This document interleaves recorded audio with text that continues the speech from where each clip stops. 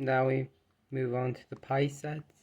There's 6 algorithms, so if these two here, if these two are same, but these two are adjacent to this color,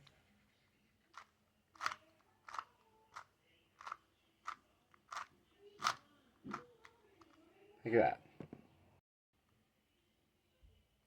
If instead if it's reversed, so these two are same and these two are adjacent to this color, fledge, or U2, or U2R.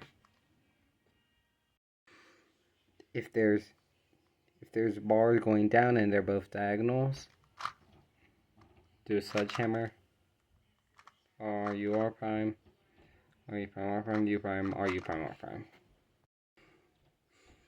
If there's a checkerboard pattern like this, do an F, drag, then do that. If there's a slash, if these two same colors are going down and these two opposites are going down like this, do this.